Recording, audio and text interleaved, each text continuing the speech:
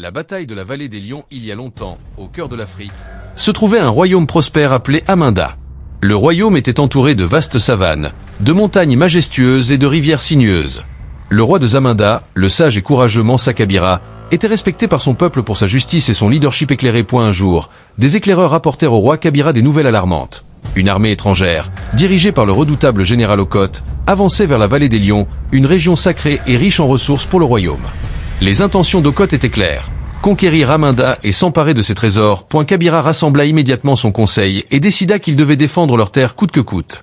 Il envoya des messagers à tous les coins du royaume pour rassembler les guerriers et préparer la défense de la vallée.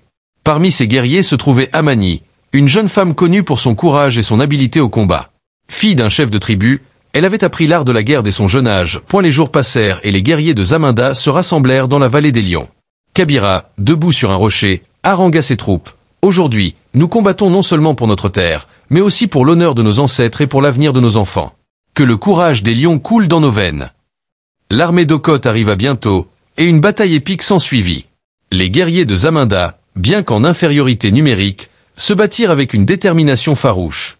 Amani, à la tête d'un groupe de combattants, se fraya un chemin à travers les rangs ennemis, inspirant ceux qui l'entouraient par son audace et sa stratégie brillante. A eu cœur de la bataille. Amani se retrouva face à face avec le général Okot. Le combat entre les deux adversaires fut intense et acharné. Mais grâce à son agilité et à sa connaissance du terrain, Amani parvint à désarmer Okot et à le mettre à terre.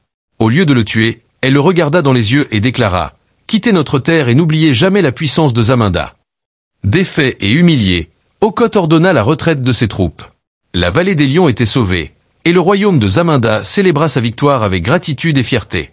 Mansa Kabira, reconnaissant le courage et l'héroïsme d'Amani, la nomma chef des armées royales, une position jamais occupée par une femme auparavant. Ainsi, l'histoire de la bataille de la vallée des Lions devint une légende, transmise de génération en génération, rappelant à tous le pouvoir de l'unité, du courage et de la détermination.